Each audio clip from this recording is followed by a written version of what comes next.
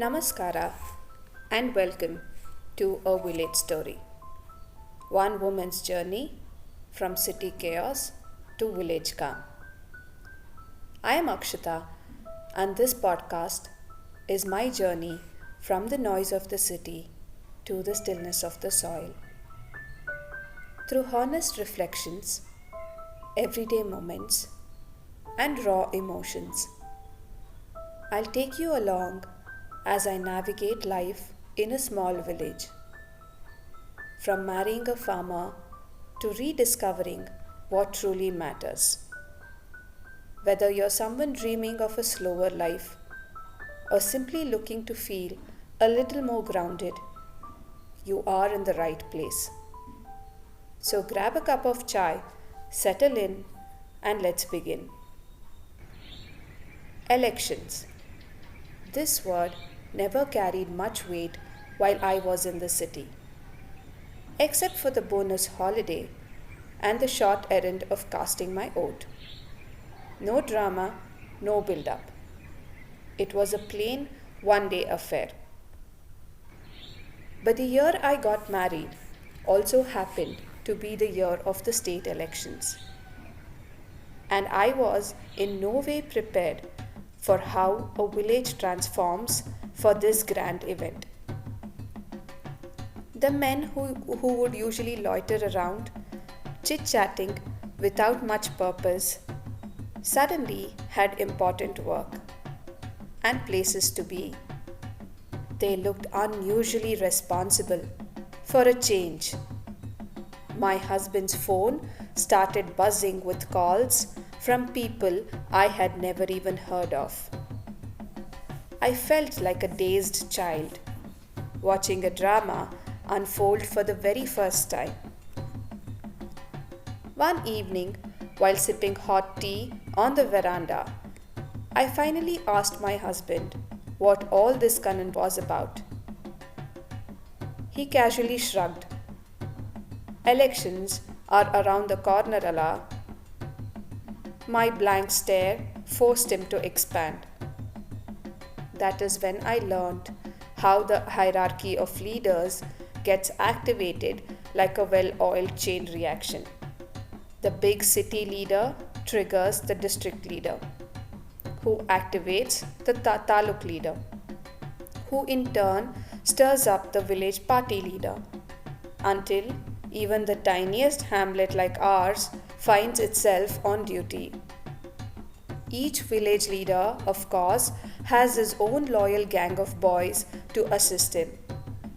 Assist him in what, you ask? Haha, that's where the fun begins.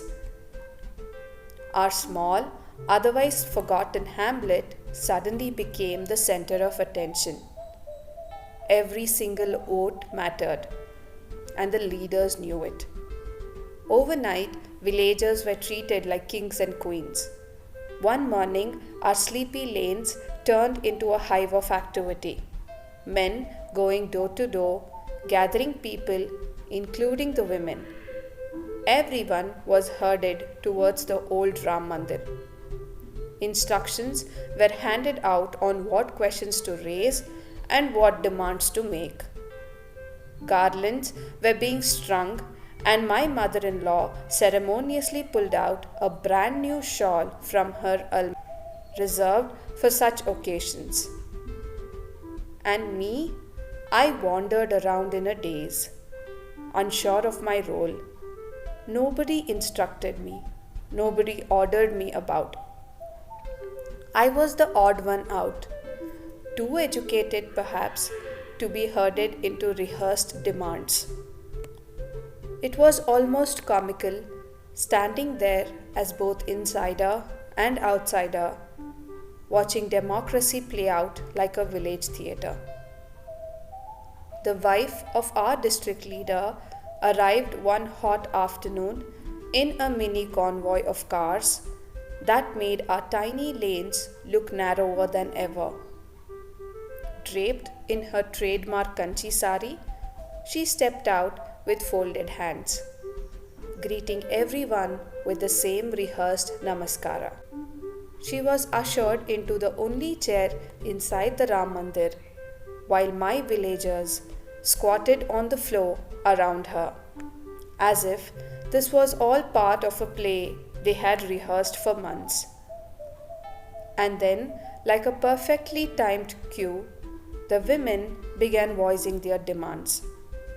My friends, with voices sharper than usual, asked for a new road to replace the crater ridden one leading to our village. They demanded a fresh building for the Ram Mandir itself and even a separate milk collection center. They knew very well this was their once in 5 years chance to be heard before being tossed aside like a used grocery cover, valuable only until the votes were cast. The lady, of course, played her role with ease. She promised the road, smiled through the rest, and dodged the temple and milk center like a true professional.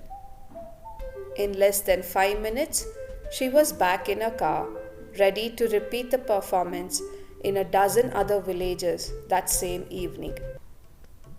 But the real election activities happened after sunset. Usually, our village turned into a ghost town after 7 pm. But during those 15 days, the nights came alive. Vehicles roared through. Men knocked on doors, handing out mysterious gifts. And our village leader made regular trips to the highway to collect sacks of cash. From that sack, he would carve out his share for expenses, which meant, of course, ensuring an endless flow of alcohol to keep his loyal band of boys intoxicated enough to run around and do his bidding. For those 2 weeks, nearly every man in the village was drunk, and the women had no voice in the matter. After all, it wasn't the family's hard-earned money that was being poured into their glasses. One evening, I was quietly washing utensils in the backyard, squatting on the floor, when suddenly I sensed movement beside me. A young man from the village had silently walked up and without a word placed a live hen and a tetra pack of booze right next to me. I nearly leaped out of my skin when I saw the hen flapping and clucking inches away.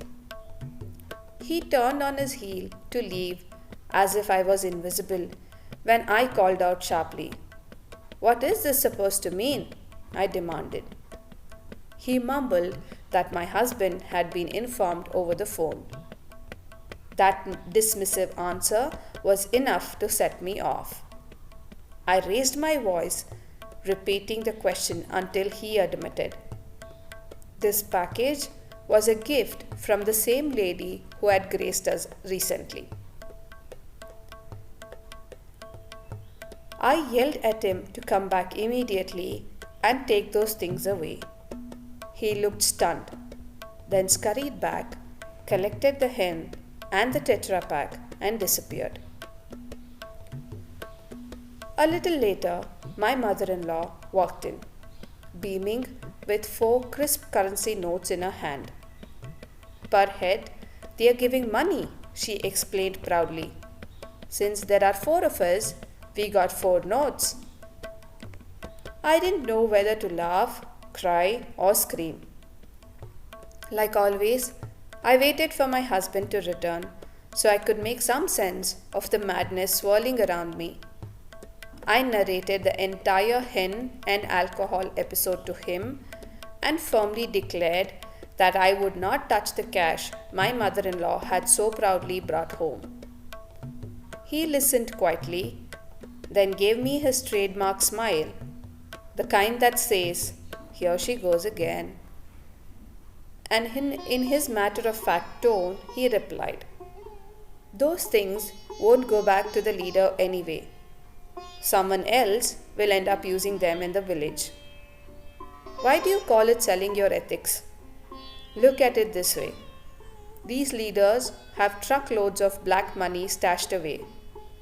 Elections are just the way it trickles back into the villages. You don't have to vote for them because you accepted their gifts. Your vote is still yours, and no one will ever know. So why not enjoy what comes your way? If you don't, someone else surely will.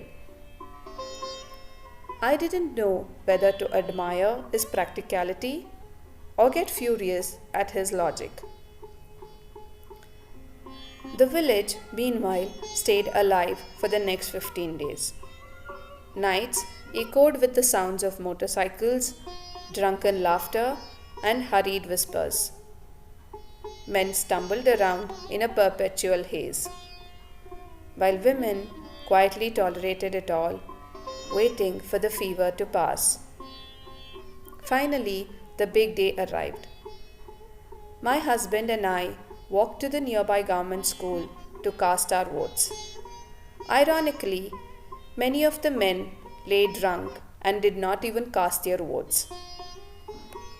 The lady's husband emerged victorious, and true to his promise, a new road was laid to our village. After that, as expected, silence returned. Our village was forgotten again until the next election. State, central, panchayat, there is always some election brewing, each one bringing with it the same circus that reminds me that we live in a democracy. After watching all this unfold, I was left with a lingering thought. If distributing goodies cannot be done away with, why not at least give away something meaningful?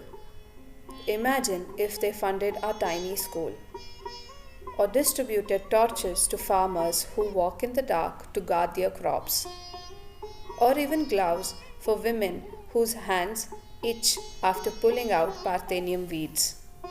But no, such gifts don't carry glamour. They won't be remembered on voting day. And so, the hen and the bulls win every single time. So that is how elections rolled through our little village, like a festival mixed with theatre, gifts, and plenty of drama. I have often questioned myself, being the educated one, shouldn't I be the one creating awareness about the power of a vote? Shouldn't I stand up and bring some change?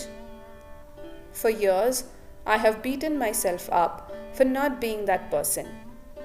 But over time, I have realized my strength is not in activism or rallying crowds. I cannot match the sharp tongues of my village ladies, nor do I thrive in heated debates. My strength lies in observing, in nurturing, and in healing. 8 years and many elections later, I have made my peace with the drama and the freebies. Most of what comes my way, I quietly pass on to my neighbors, and I have found one simple mantra to live by. When you step behind that voting screen, think with your head and not your pocket. Before I sign off, I want to leave with a small tip. Very often, the situations that feel confusing, unfair, or completely out of our control end up frustrating us the most. But in time, you will notice it is exactly those situations that reveal your true strengths. They show you what comes naturally, what can be nurtured, and what deserves to be honed further. So if you're going through your own season of frustrations, pause and ask, which part of me is shining through right now? Hold on to that and make it shine even brighter. Thank you for walking this journey with me, for listening, for feeling, and for holding space for this story. In the next episode, I will share how divinity and faith come alive in village life. If this episode spoke to you, I would love to hear your thoughts. Please drop a comment. Until then, keep breathing through your own seasons of change. Namaste and take care.